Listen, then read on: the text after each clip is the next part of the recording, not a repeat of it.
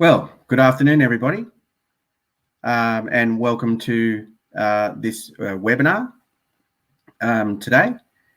I'd like to firstly welcome you all, which I did, but before I commence anything, it's commensurate of me to conduct an acknowledgement of country, and I'd like to acknowledge the country I'm on, which is the traditional lands of the Awabakal people in the Newcastle Hunter region of New South Wales, but I'd also like to extend that acknowledgement to all the First Nations communities and people being represented here today across New South Wales, and pay my acknowledgement to elders past, present, emerging, future, and I'd like to particularly acknowledge Aboriginal people's role in land management practices since time immemorial.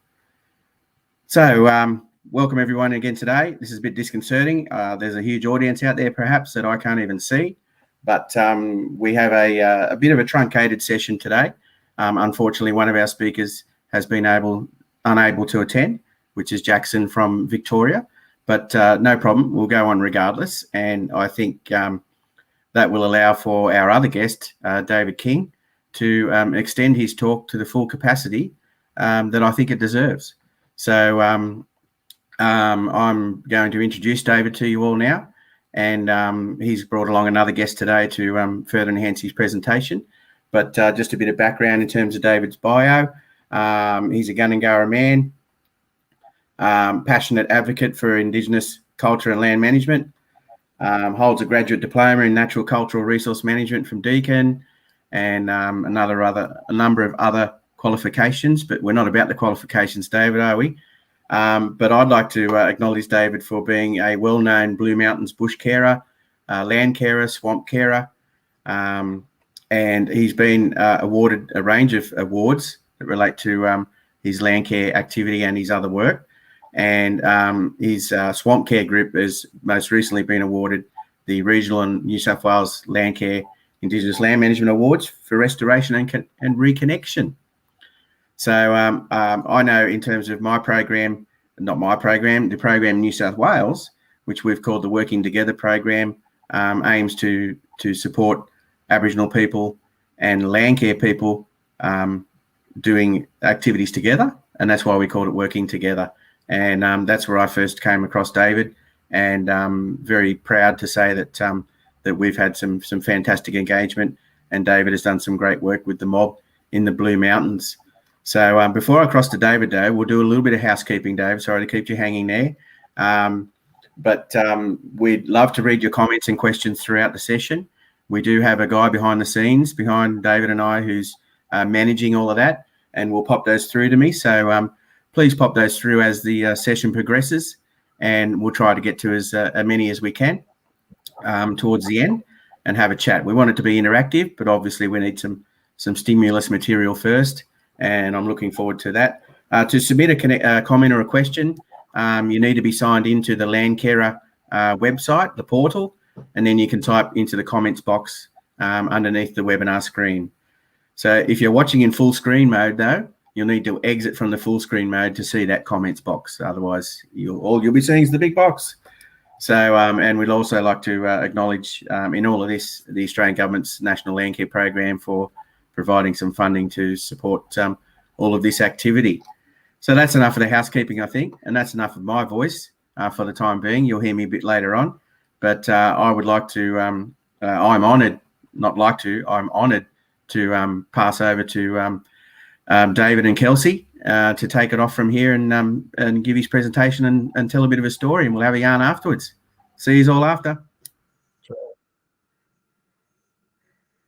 Thanks, Craig. So I've got a full screen of me and Kelsey. No, I've gone over there. Pretty cool.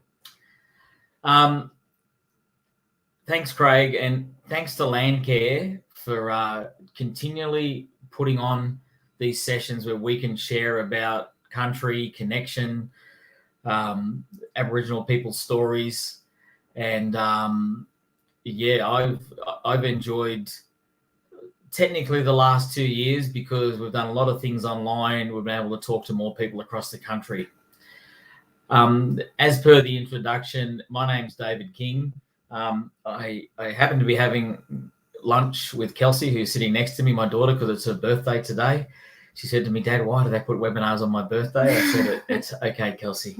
These things happen in life. And I said, hey, Kels, we've got a little bit of space in our yarn this afternoon. So there's a couple of screenshots on here that relate to you, Kelsey. So we might as well bring you on board. And that way, I'm telling the truth, everybody, eh? It's not that I wouldn't tell the truth, but it's just good. And, Kelsey being 26 today, is that right? Gee, I'm a good father, I remember.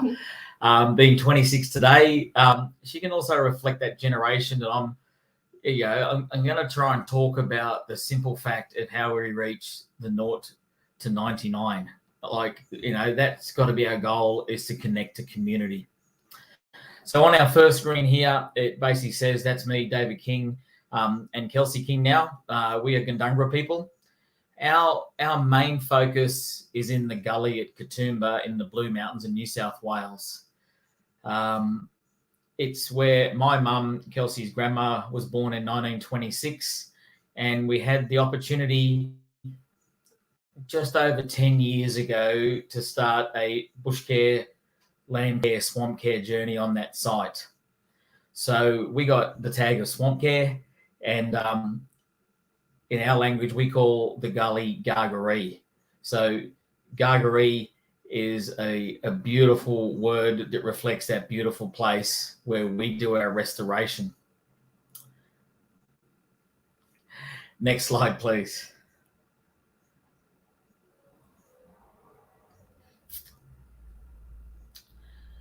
As what Craig did, I'd love to acknowledge the traditional custodians of the land that everybody is sitting on right now. I've got an old friend up there in Queensland. There's a rumour there's a few people out there in Bathurst, and a few people from down south have said they're coming on board. So I'd like to acknowledge the traditional custodians of the land that you are sitting on. And, as Australians, we can all acknowledge. Sometimes people ask me the question, hey, Dave, who can do an acknowledgement? Hey, everybody can acknowledge the traditional custodians. So when you go on country, you technically never off country, but when you go on country, you can all acknowledge those custodians. I'm going to welcome you because Kelsey and I are currently sitting on home country. We are on Gundungurra land where we're sitting right now. We're sort of sitting in our little art studio looking out across the swamp in an old occupation shelter. There is, it's bird season for us up here. We've got brown cuckoo doves, king parrots. We have got female bowerbirds down in the water bath.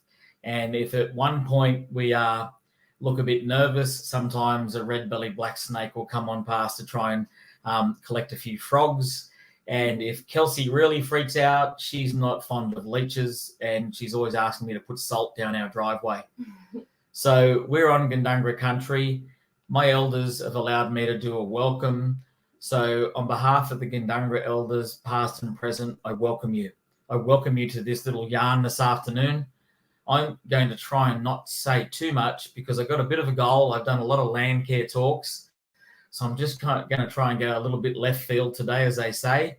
And now that Kelsey is here, I can even go a bit further out and just explore a few areas that I haven't covered over the last couple of years.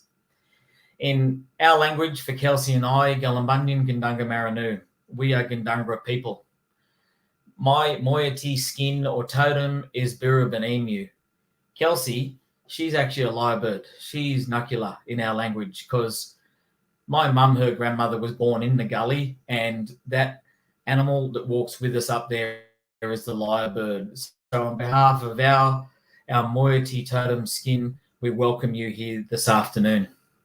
Thanks for joining us. And hopefully we learn a bit more. You ask some good questions. If you don't ask the good questions, that's cool because I get pretty nervous doing this stuff. And but hey, and feel free to have a good discussion with us. Next slide, please. I like a cup of tea almost as much as Kelsey, so I'm just going to, we both got one here. You can tell it's father and daughter. One of our biggest focus since we've started So Kelsey and I go a lot further back because we started right where we are now at Hazelbrook in the Blue Mountains. We started restoring an occupation shelter where there's a set of waterfalls. So Kelsey was dragged along at 6 years of age, but I'm sure she was joyfully dragged along. I think we lost her around about high school and that aisle in the supermarket where you buy makeup. Somewhere we lost her a little bit, but she's still here. It's about community, and hopefully this afternoon I can just stress that little bit about everybody stepping out into their community to create community. I have my beliefs and biases, but when you gather together on country, you've got to create community to generate that group. And then when that group generates, you see the stories begin. In Aboriginal culture, it's like the dreaming. You know, there are those stories. My granddad, Essie Cooper, shared a wonderful story about native bees. You know, it was a story that told us not to eat too much sugar because it doesn't do your stomach too much good. And these sort of stories come on Landcare. We were sitting here one day up at the rock shelter, and a wallaby came bounding out towards me. And I'm standing there, and thankfully the wallaby went left. And I was with such a laid-back bush care officer. I said, "Pete, did you see that wallaby?" He goes, yeah, mate. Okay. And the lady on the other side, who's now passed away, said, "Did something just go by?" And I went, "You guys didn't see that wallaby that almost took me out? That burrow just came down the hill." You know, we create stories as we create community. So as we begin our journey, wherever you're sitting, hopefully you've got a dream. Hopefully you've got something in your heart. It might not be to run a group.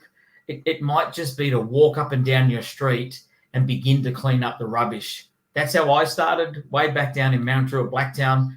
I didn't like the rubbish, so I started picking it up. And in the end, I started doing weeds. And in the end, we've come to a point where we're restored country. So you begin your stories. You start to connect with community. Next slide, please.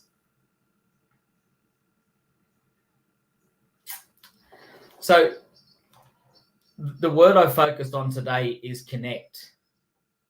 I think in this period of time in history for all of us, I think we really understand what it means to lose a connection. And in our Aboriginal nation, there is not one Aboriginal person in this country that does not understand the word connect, because connection is a vital part of how we survive and how we grow. And our country will need to grow, and our country to grow needs us to connect. Let me take a step back. Next slide, please. I've put disconnection on here as sometimes a memory that doesn't go away. Kelsey's nan, my mum, was removed as a little one. And I think, again, all of us over the last 2 years have understand what it meant to be disconnected. We had dinner, Bella, Kelsey, Sean and I, last Monday, or Monday before last, when I had a birthday. And it was weird to sit down and have a meal together. It was just a strange concept. It's just something we always did. And in the job I'm in, people were telling me, "I'm going to see my son. It's been 100 days and he's going to bring me a coffee." So disconnection, I think we felt in the Aboriginal nation. We were removed, stolen, and that element of disconnection is quite massive. And then we go across farming communities. We go across small towns. Even where I grew up down near Parramatta, the home of the Parramatta Eels. You know, it's all right. I know you go for Penrith. Kelsey's a bit arrogant at the moment. Her team won. But I know when I go down home and, you know, you don't see a lot of the stuff you used to see. And, you know, thankfully there's social media that keeps us old schoolies sort of connected.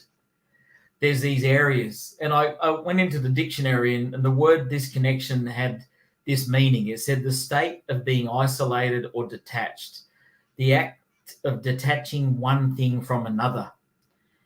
And I see that with our flora and fauna, not just with my Aboriginal community and the Aboriginal community that we get to visit. You know, Kelsey and I have been to quite a few different parts of the country with reconnections and camped out, and we need to reconnect ourselves with our flora and fauna, with our land. And it doesn't just bring us strength, it brings our land, our nation strength.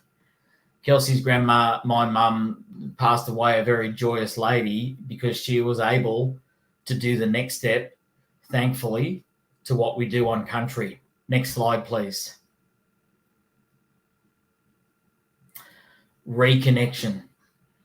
So we have this desire to connect. Sadly, there's so much disconnection. And like I said, with disconnection, I see that a lot of times when I head out into remote farming communities. You see that loss of connection sometimes, where people they just head to town, and there's that loss of that joy of sitting on the land. We really need to get ways to bring our people together. Everyone that comes to our Swamp Care group isn't a part of my family.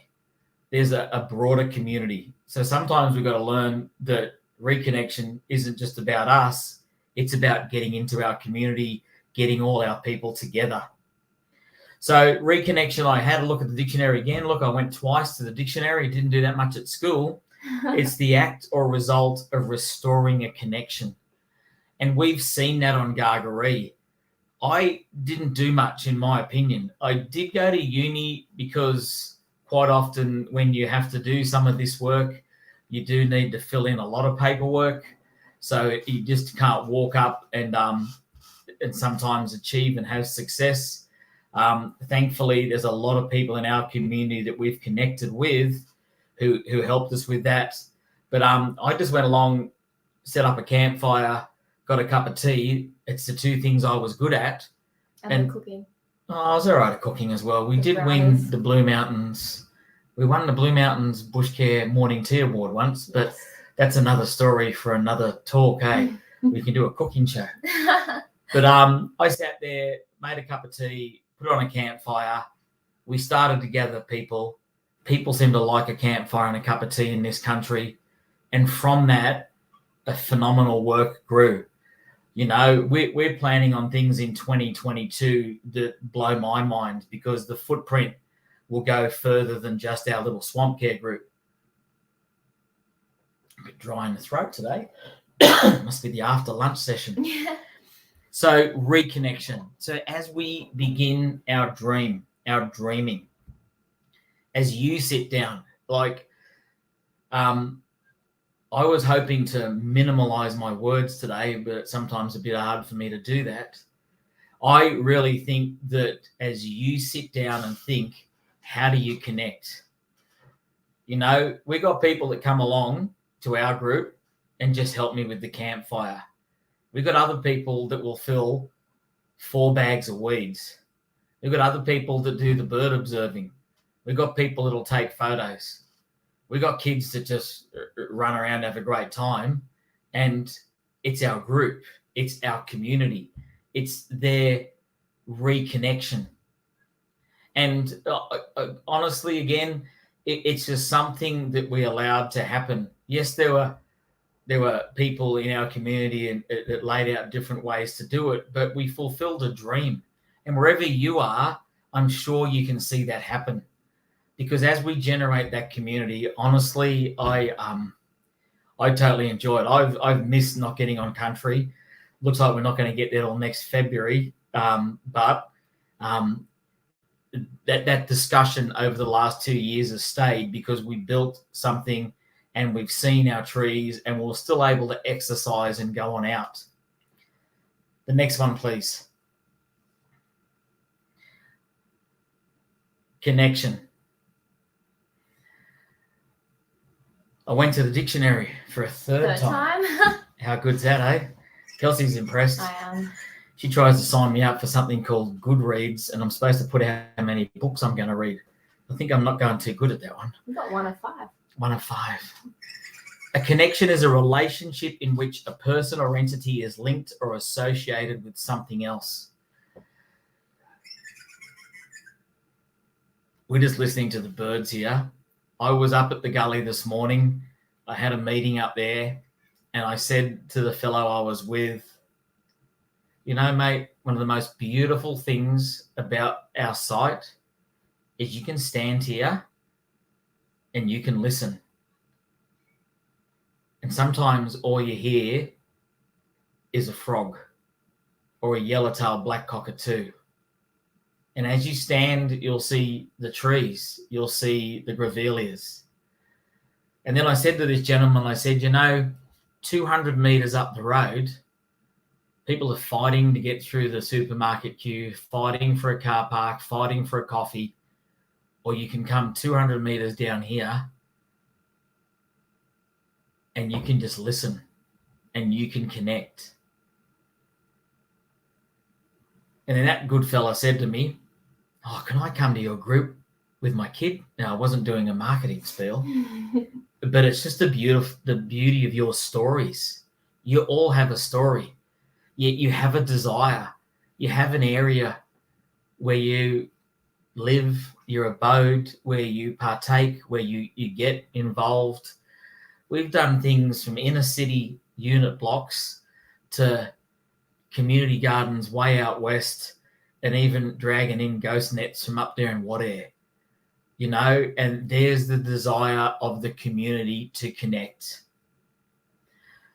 I think one of the most beautiful stories that I had at Gargaree Swamp Care was one day I said to my mum, Kelsey's nan, and her name was Auntie Mary King. They knew her as Nellie Mack because as a child, if they put out her real name, they would have taken her before she was 8, so they called her Nellie Mack. I said, Mum, have you ever had a birthday? Like, that's probably not a Landcare, Swamp Care, Bush Care, you know, weed that's in our Weeds of the Blue Mountains book. Did you ever have a birthday, Mum? Like a birthday party? It's down here in the Gully. She goes, nah, son. She was 87. I said, how about we get a bit of a cake for you, hey?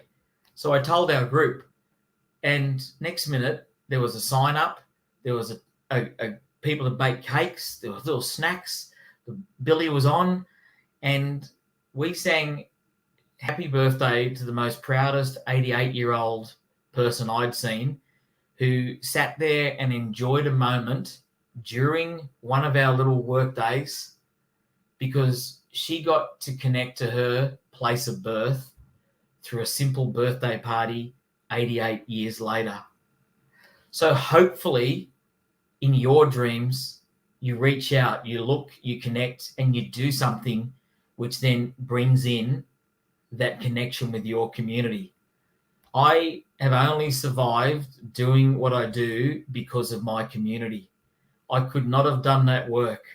People like Auntie Sharon, Auntie Merle, my mum, Uncle Ronnie, and then all those people that get out of bed on a Sunday morning. We've been up there in snow, in thunderstorms, in dust storms. I wasn't there on this day. I probably would have cancelled it, but during a bushfire, helicopters, they just love it. And we get people from environmental scientists to permaculture to curators to average people like me, sensational people like Kelsey comes down. You know, my girlfriend Belle's a teacher. You know, we get all these people that come along from all different walks of life and feel connected. And we can all do that. It's simply to that sit, look, and listen. Break that disconnection, bring the reconnection, and connect your people. Next slide, please.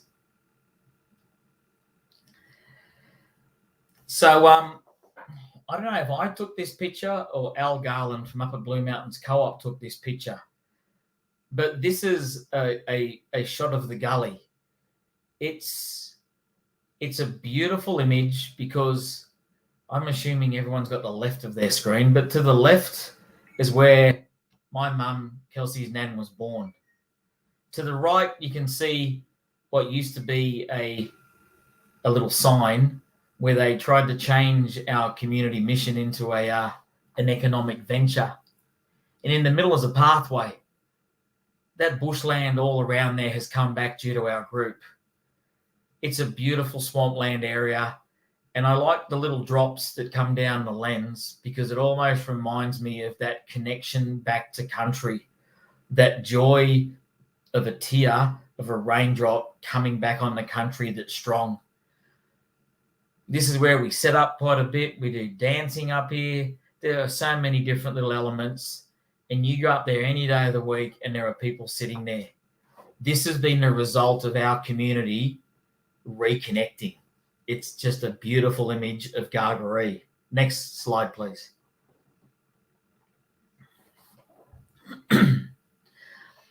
A lady the other day sent me this picture, Rome Morrow, and she goes, "Oh, Dave, I've just been taking some pictures, of the Gully. Don't know if you can use them, but I love them in different light and reflective." And it's what you see when you look at your area. I see many, many stories here. This lady from our group loved the light. Right in the middle there, within about 8 weeks' time, we've been putting mulch and we're going to set a campfire area there. So we've sat with the elders. We're going to set up a little yarning circle because culturally you sit in a circle. There's none of these rows where you can't see each other. You sit together because one of our groups wants to sit down and have a yarn. My mum called this Frog's Hollow. She had a different story. There used to be an aeroplane right in the middle of this water, a Catalina. They used to show movies there. So I met a lady one day who was like the air steward, used to take people in the boat out into the middle. Many stories, many connections, but together we form a group that is Gargaree Swamp Care. My granddad lived up the back. My mum was born in the middle, and our community is restoring this site. Eventually, there's going to be a lot of bush tucker coming out of here. Let me guarantee you, because for thousands of years, we all ate this country. It was good tucker. But at the moment, we are growing as a connected group. Next slide, please. Kelsey King, how are you? Good. You're going to come in a bit closer? Yeah. Be a bit louder. Mm-hmm. So tell me what you did on Sunday. We went down to the Gully for a little picnic. Yes. And walked around where the old racetrack was built. Okay. And then you got all excited Mm-hmm. because a couple of the kids you were with, what happened? They stopped their bikes and said, there's an animal in the bush. So I assumed it was a snake. As you do. Yeah. At least it wasn't a leech. Yes. Yes. But when we looked a bit closer, it was a echidna shuffling through. And then Kelsey excitedly sent me the picture. When did I first drag you out to start bush caring with a nice set of bush care tools? I must have been 4 or 5. Excellent. Caper tea tree planting. Yeah. Yes. Excellent. Pass me that picture there, Kelsey. So Kelsey excitedly sent me the picture of the echidna, and straight away I thought of some of the people in our group, families that live down the road that send me pictures, another family down the road that send me pictures, telling me, David, there's echidnas up there again. David, there's a swamp wallaby coming. David, we've seen a lyrebird. And then the Blue Mountains bird observers. But how lovely to have some younger people, I'm not that old, younger people come along and get excited about an echidna. Straight away, I reflected to another story. This is what it's about when we connect, when we reach out, when it goes beyond us. Culturally, it's about community. When you get an award, it doesn't have David King on it. It has Gargaree Swamp Care.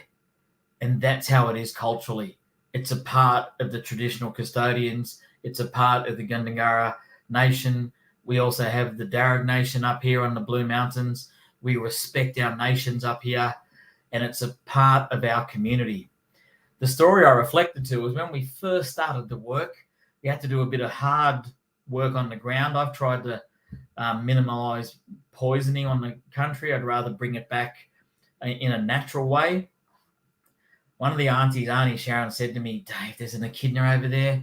Hope we don't lose that echidna. I don't want him. Oh, I want him on here. He lives here. When Kelsey sent me that, I heard the joy of her story. I also remembered the auntie story in March 2011, 10 years, 3 months ago. And here's this beautiful echidna back on country. Kelsey will get embarrassed by this. You've also got to have talents. I'm good on a fire and a cup of tea. Kelsey can weave and paint. The other day I said to Kelsey, there's some good frogs down there. Bella and I have been recording the frogs. Could you paint up a frog? So the kid, young Kelsey, is quite good at painting up frogs. The girl's got a good eye for art. It's what our community's about. When you have your group, it's not just about the removal of weeds. It's not just about, that beautiful piece of land management. It's about joining together. I'm sure one day Kelsey will get down there and get a lot of weeds out again like she did as a kid. But right now she's painting country for us. Thanks for sharing that story. That's okay. Just another quick part about it was, I think what was special was me and the other people I was with. None of us had seen an echidna in the wild before, ever. All of us had only ever seen them in a zoo or something like that. So that was a nice connection between all of us that we experienced together as well. Makes me happy, eh? Mm-hmm. I can go make another cup of tea. But I just love that these people now respect country because of what we'd set out as a dream 10 years ago for something that had been going for thousands of years. Next slide, please. Thank you, Kelsey, again. So the Gully is an Aboriginal place. It's a beautiful spot. It's where our community gathers to restore country.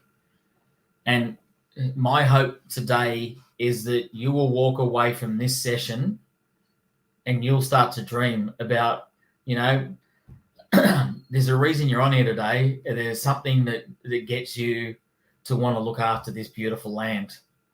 And I just hope that there's some ideas in your mind. Your talent, is, I'm guaranteed, a lot better than me with a cup of tea and a fire and just sitting down, reading your country, learning your connections, getting your stories, having your cuppers, getting your artists, get your photographers, and sit down and join together.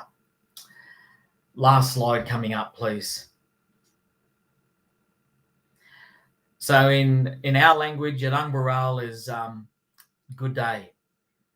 I think the Australians have taken a lot of that stuff and they seem to use it a lot on T-shirts.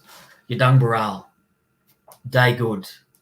Gunai Dairu is Mother Earth for us. We've got to look after Mother Earth. Only got one, let's care for it. Gibaganya, rock shelter in our language. That's our learning place. It's on country.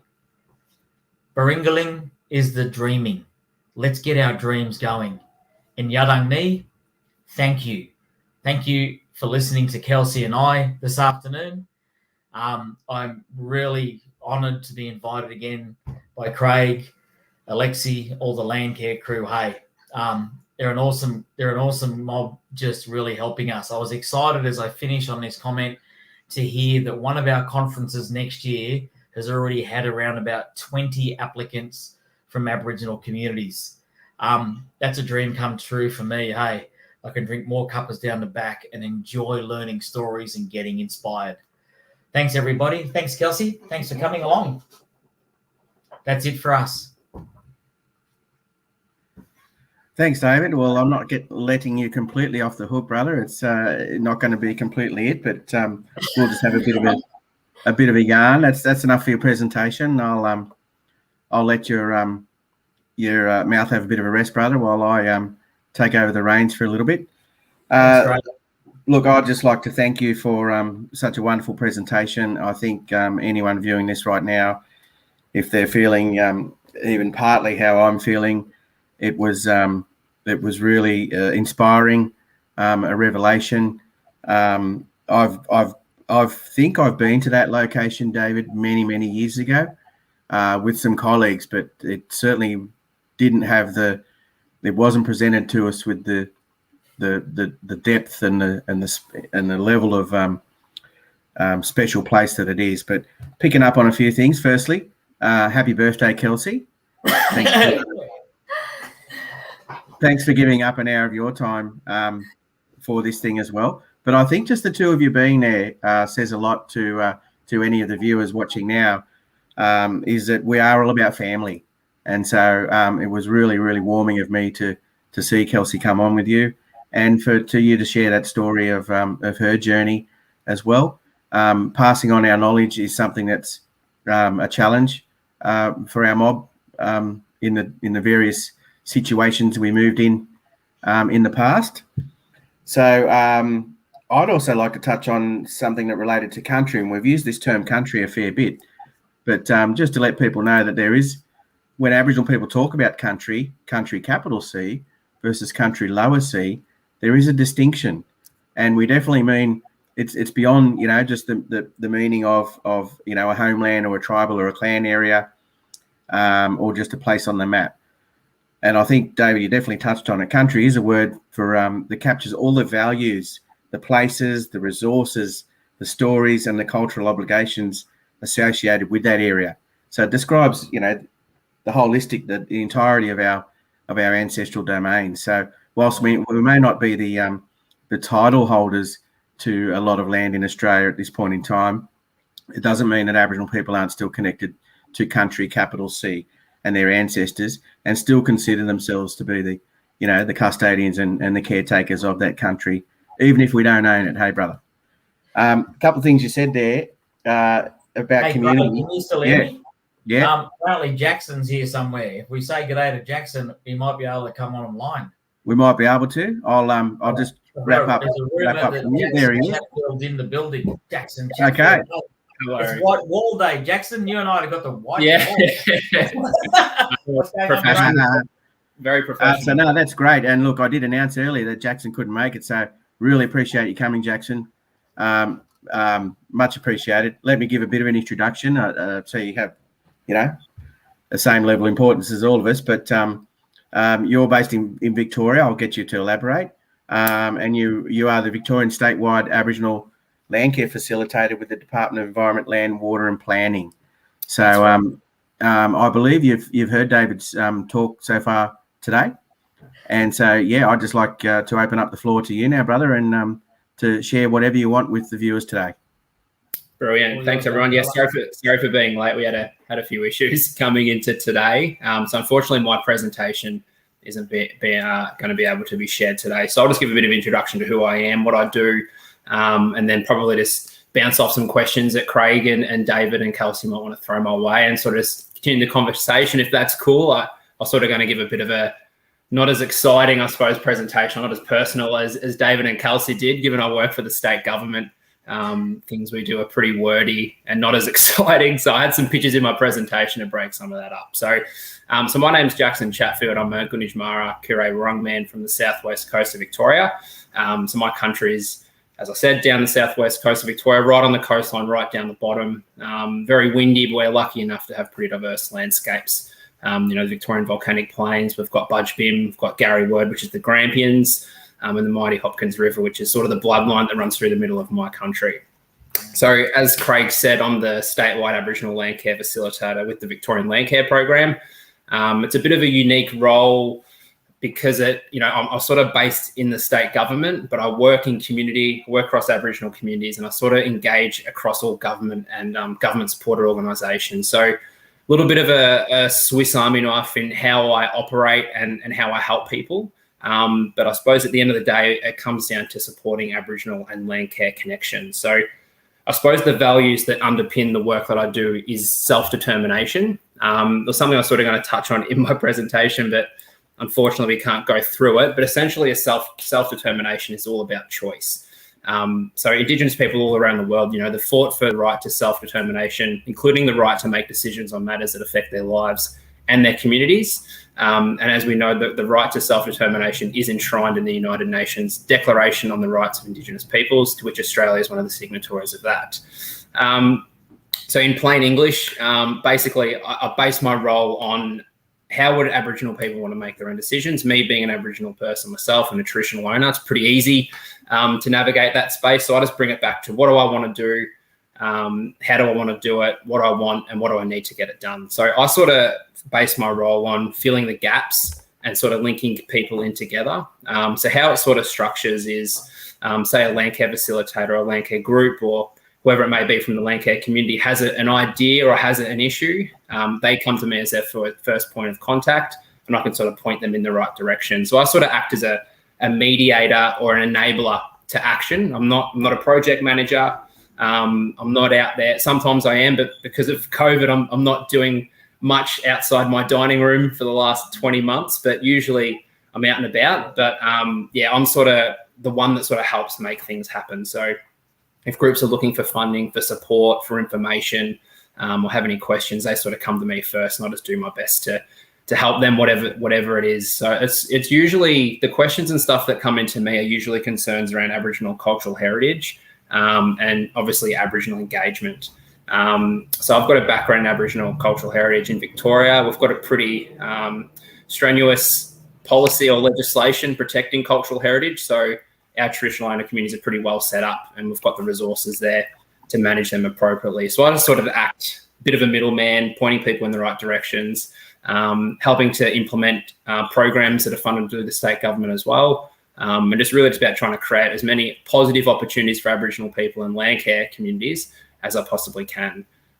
There's no real science to it, or there's no voodoo. I just sort of, people come to me and I've just got the connections at hand and just make things happen. So that's sort of what I do and how I do it. And the day-to-day stuff, it really just depends on what the community is doing at the time. So during COVID, things have been pretty dry because of the restrictions we've got in Victoria. But in that time, we've set up a lot of grants programs through my role in the state government as well. So keeping things moving, and at the end of the day, this comes down to caring for country and supporting those grassroots connections, which help Aboriginal people and Landcare people to care for country together, which I think is what it's all about. So that's sort of as far as I go without getting too wordy. There's a lot other stuff that I was going to touch on, such as sort of the history and the evolution of my position and how it came about.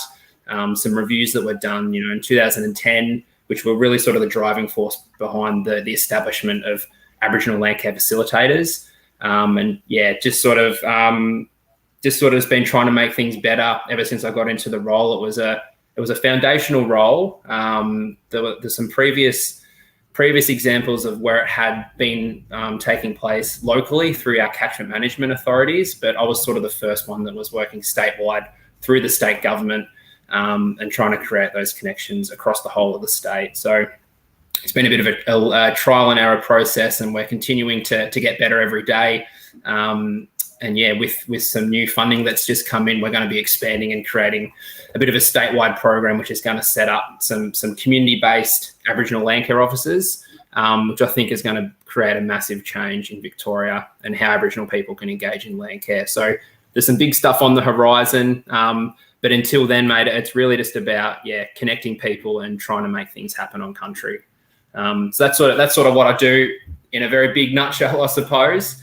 I suppose to just summarise that, it's all just about enabling action and caring for country. So no, spot on, Jackson. Thank you. Look, you and I have very, very similar situations in two respective states, and it's a pleasure for me to hear what you're saying, because it's reinforced what I've done as being a model that works. But you're right. I think you've undersold yourself a little bit, Jackson, because what I've found in this role with Landcare New South Wales, and same again, it's a foundational role, it's brand new, is that I found myself being a mentor, a mediator, and an enabler. It's one thing to draw up the program and set the structure and things, but it has been what surprised me the most is that just being there gives Landcare people the confidence and the support to do and engage with Aboriginal people, whereas before they may have been hesitant for fear of offending people, or for whatever reason don't know where to turn, don't know who to reach out to. And so that's pretty much, joining the dots is what I've called it to some extent, whereby we just do a job of joining people up, hooking them up together and stuff. But it really links to what David's presentation said, which was it's about community, and you need to create community, which is what he's done. Then what happens is the stories are formed, knowledge is shared, for a common purpose. And that's why this program, New South Wales, we gave it a branding to call it Working Together. Whoops, I'm wearing the top here today. I'm in mirror image, so that threw me off. But it's about working together. And so my mantra has been, it doesn't have to start with a Landcare activity or a natural resources activity for you to engage with Aboriginal people. Get the relationship first.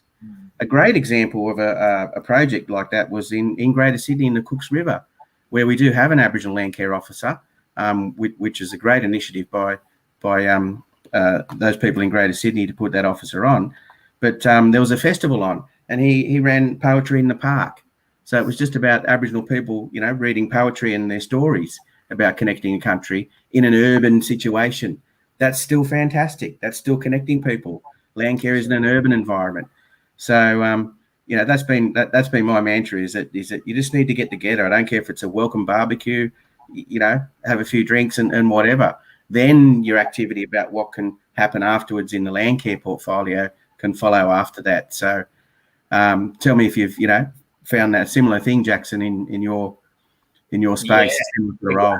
Exactly, Craig. So when I came in, it was all sort of groundbreaking stuff. A lot of these groups had never really done anything with Aboriginal people before, and they just didn't know where to start. And I suppose I suppose the misinformation that's around native title and cultural heritage, it sort of scared a lot of farmers and Landcare people from wanting to engage because of the fears. What might happen? Are they going to be mad at us? They're going to try and take this away from us or something like that. But I suppose it's really been baby steps for me from the start. So some of the main things that I've supported to focus on increasing those connections are really sort of on-country meetings between traditional owners and Landcare facilitators and landholders, just to sort of meet each other, understand no one's going to blight anyone. We're all here for the common goal, which is caring for country or for biodiversity management or to increase production through looking after the property the way that the property needs to be looked after. So I found those really useful, and it's really good to let those two worlds sort of come together and mesh and then form organically to create the pathway forward. So another model we've implemented down here as well is the Yarns on Landcare farms. Again, similar concept to those on-country meetings, but we're sort of going to Landcare farms and properties, understanding the history of the landscape so the landholder can be more informed about the practices that were here, 230 years ago, the species that are supposed to be here, whether it's plants or animals, and helping to inform land management practices there as well. But again, it's all about relationships. It's all about the connections, and just establishing those connections to then build the relationships. So really, I know Landcare for me, it sort of covers off everything Caring for Country does as well, but it also focuses on the community side of it, which is obviously the connections, which I sort of thrive on a lot more than the on-ground stuff, just because of the changes that it sort of makes in people's perspectives. So we run a lot of Aboriginal cultural heritage events for Landcare communities as well, for junior Landcare, for schools, to build that cultural awareness for what cultural heritage is and why it's so important and why we've got to protect it. So also do a lot of assisting Landcare groups to identify cultural heritage on their project sites and work through that process of how to protect it. A lot of people think if there's a scar tree or if there's an Aboriginal mound or some artifacts found that they can't go ahead with doing their work, which isn't the case. It's just about building those connections with the traditional owners and working with them to work around how to protect those sites. Because a lot of the work that Landcare is doing is protecting cultural heritage, whether it's removing invasive weeds and pests or reducing the risk of fire. It all sort of goes hand in hand, which is why the connections and the relationships to me are probably the most important element of this. So, you've hit the nail on the head there. It's all just about getting the people together, finding out what we want to do, what are the common goals, and then, working together to address those and achieve those goals. So, I think people are the key to it all. Absolutely, brother, hearing you there. And we've got an extra piece of legislation in New South Wales called the Aboriginal Land Rights Act, which throws another spanner in the works of some of those fears that landholders may have about what might happen to their land or their land tenure should there be an Aboriginal object on it. But I'd like to throw back to David. And what about yarns on farms, David? That sounds like a pretty deadly project. It sounds good because the bottom end of Gundungurra country is a lot of farms. We're made up of predominantly Sydney Water, national parks, Blue Mountain City Council, but then we have a good farming district, especially on, so culturally, for those people who aren't aware, a song line is like your learning line. So there's a clan area where my mum used to go as a kid, which is predominantly all farming country, and that is a great idea, Jackson. Thanks, Craig. Thanks, boys. Yeah. I'll write your name on the bottom when I read out the speech. Yeah, no worries. We'll still victorious. I can, if it helps, that there's some good brochures as well on some of those programs that I'll send out to you guys as well, because I think these programs, I know particularly in government, they try and like to keep things within the state and not try and let the cat out of the bag with what we're all doing. But I think with this, I think we all need to be communicating a little bit better and trying to tackle it all as a whole nation, I think. So yeah, definitely I'll send you guys all the background info, and if you need any help setting that up or have questions, we can work through that as well. I've got a question to you, Craig. Given we're in sort of similar roles, I suppose what are the key things do you think that, I mean, a lot of our roles at Landcare groups coming to us asking questions. So there's a sort of little key bits of advice which I like to sort of return back to Landcare communities to help give them sort of the skills and the confidence, I suppose, to make that first step for engagement. But is that sort of what most of the things that are coming to you are? Is it we want to work with the traditional owners, we just don't know how to do it, or we don't know how to approach them?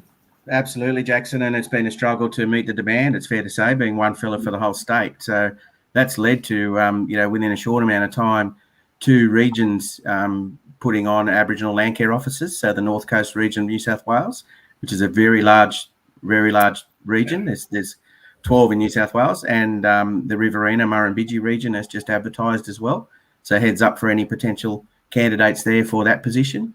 And so we've put Aboriginal Landcare officers on. So I take what you're saying, the challenges of, I've been in your role working as an Aboriginal officer, working for a state government, which has its challenges. The opportunities that a Landcare officer that's working in the non-government sector and in the Landcare movement, being immersed in it, can achieve things that maybe sometimes we can't when we're in those roles. Yeah. But you're absolutely right. It's part of the process was to provide the resources for people. And fortunately, I come from an education background, old school teacher. Surely that's not showing up with the way I speak today. And a maths teacher at that. But my first role was to try and educate our Landcare community as to the protocols of engaging with Aboriginal people, because the last thing I want Landcare people to do is to have an interaction that's not positive. And there's a set of homework that they need to do first to get an understanding, even at the basic level, of Aboriginal protocols. The way to speak to people, how to approach sorry business, just the concept of sorry business. I've had meetings cancelled. Yes, it's very disappointing that the meeting got cancelled, but when there's sorry business, you need to realise that it's tools down for the whole mob. So. Yeah. Just those aspects of, and even acknowledging and welcome the country. People get those two mixed up. So we've got a gateway website, a portal, where I've tried to put that up, but you can't just throw information up and expect people to be educated. So It needs you to be on the ground. And I've certainly committed to COVID permitting, which is coming out now, but certainly in the 8 months out of the last 18 where I was able to travel, I travelled extensively throughout New South Wales to join those events that had Aboriginal engagement and the Landcare events, and just joining the dots. And you're right. I found myself, it's been a realisation that I've been a mediator and an enabler and almost a mentor, just to give them the confidence. And you need to make yourself on call as well for people, to just ring up on spec, and say, look, I'm about to attend this meeting. Someone said this. How should I respond? So it's all about protocols, because people value the relationships and they want to be respectful, but at the same time, that's almost led them to being paralysed with inactivity in engaging with Aboriginal people for some time. And that's these sort of webinars that we're doing right now can definitely, hopefully, contribute to people's confidence and knowing where to turn to get a little bit of information. And then And then once I've set them up, I don't expect them to be coming back to me every time they do if someone's connected with David, I don't want them to keep coming back to me, David. They've got the relationship with you now. I expect them to go forward. I'll send them to you. That's right. The other strong component, sorry to cut you off there, realising we've only got a few minutes left, and we didn't get a lot of questions, a lot of comments, but all positive. But is that people need to consider that Landcare is fundamentally a volunteer movement. Yet we have a situation where we're closing the gap and things like that. We've got Aboriginal people who, are at the vulnerable end of society, still have a lot of knowledge, but I don't expect that knowledge to be given for free or freely unless those people choose to. So that's why it's important that any Aboriginal initiative comes with budgets that allow for the delivery of Aboriginal engagement. So much of the support that the program in New South Wales has been to, if you want a elder to come and do a welcome to country, you need to pay that elder. They're an expert just as any other expert is, an ecologist, a bird specialist. Aboriginal people's knowledge needs to be respected as well and paid for when it's possible. So that's been my mantra, Jackson. Yeah, absolutely. And that was sort of one of the key issues we have to sort of tackle at the start was Landcare groups, as you said, they're volunteers. They sort of expect that other people are going to come and volunteer to help them out, but we've got to treat, like in Victoria, we treat our traditional owners and Aboriginal communities as contractors. They're providing a service, whether it's a cultural service or an on-ground service. So a lot of the traditional owner groups have sort of NRM crews and teams down here. So we encourage Landcare groups, when they're developing their project proposals, engage with traditional owners and offer them the opportunity to be the contractor to deliver some of that work, whether it's weed removal, cultural heritage assessments. There's costs that need to be factored in. What was happening a lot of the time when groups were having ideas and planning projects, the funding body, whether it's a state government or local government, was saying you've got to engage with traditional owners, or it's a cultural heritage issue that needs to be addressed or looked at further in this project, but the group didn't budget it in to their project. So they're like, well, where does the money come from? People get frustrated because they're like, well, we've only got $5,000 to do this project, but we need another $5,000 to engage with traditional owners. And they think it's bridges can get burnt and people's sort of noses get turned out of joint because of that. So to avoid that, I always encourage groups to engage with traditional owners at the very start of your project. That way you can identify if there's going to be any cultural heritage issues in your project. You can identify what the costs are straight up front for their participation in the project. And you give traditional owners an opportunity to be involved in how the project's going to be going ahead and what the key outcomes you're going to be achieving are. So engage early. I've got like a list of sort of final thoughts or comments, which I was sort of going to finish off on my presentation, which I think are pretty useful now. And they're sort of more tips to Landcare communities that have questions and sort of don't know how to approach things. So if you don't mind, I'll just quickly scoot through those. I know we're very short on time, but really, I just think everyone should use the resources that are available to you. So who are the engagement coordinators in your local area, whether it's your Landcare facilitator, local government, or positions such as mine and Craig's, or even people like David, use who's in the community to help point you in the right direction. It's better to ask than to guess, I think, with some of this stuff. Another is learn about the country you're living and working on. Who are the traditional owners and what is their history? What's their language? Just sort of, once you sort of learn about it, I think you can then develop a bit of an appreciation for it, and that can help drive your motivation to engage. Understand the cultural values of your work area. If there's any cultural heritage sites nearby, if there are, how do we protect them? Enable self-determination. So do that by asking traditional owners or First Nations people what they want to do and how they want to do it, and see if it aligns with your project and how you can accommodate some of those outcomes in the work that you're doing. The other is finding the common ground. So what are the areas of shared interest? What do you both want to achieve for country, essentially? Another is explore opportunities for traditional owner and Aboriginal involvement in your Landcare work. Obviously, this is the participation element. And then finally, drive action. So be the one that makes that first step. They're sort of the key things I sort of pass out to the community, just to give them that reassurance and confidence that, things might go wrong at some stage, but if you're trying and your heart's in the right place, I think everyone's pretty understanding. So I'll wrap up there, Jackson, because that's a piece of gold. And for anyone involved in New South Wales Landcare related activities, they will see definite similarities to to what I've said, to what you've just said. So spot on, brother. I'd love to have those dot points that you just read out shared at some stage. So we'll talk offline and make those available, possibly, you know, in conjunction with the recording of this webinar. I'd just like to go for, that was great final words from David, and then we'll close off. No, I've had a good time, mate. Thanks, fellas, for having us on board. Thanks, Kelsey, for joining us. Yeah, I think as a connected country, we can see the changes to restore that history and to see some of these beautiful sites and their stories getting told for thousands of years more. Thanks, guys. Absolutely. Thanks. Wonderful. Thank you for everyone for joining. I need to look up my closing notes here. Oh, thanks for everyone attended. I just said that and registered for today. There'll be an email circulating this afternoon with a link to the recording of this session in case you missed it. And keep an eye out on Landcare Australia's social channels and newsletters for news of more Landcare webinars, and hopefully more Landcare webinars that have content relating to Aboriginal aspects and traditional owners and caring for country. So it's been wonderful today. Thank you to the three of you present again today. Thank you to Alexi, who's been in the background as well, for organising it all. And I hope to see you all again soon. And look up our respective websites for, you know, more information and details on what's going on. And yeah, give us a call sometime. Don't know how many people are out there, but I've really enjoyed you hanging on. It's been 1 hour and 1.5 minutes. So that's a testament to the level of interest here that people have stayed on this long. Thank you, everybody, and thanks for your time. We'll see you later. Thanks, Alexi. Bye-bye. Thank you. Bye. Bye.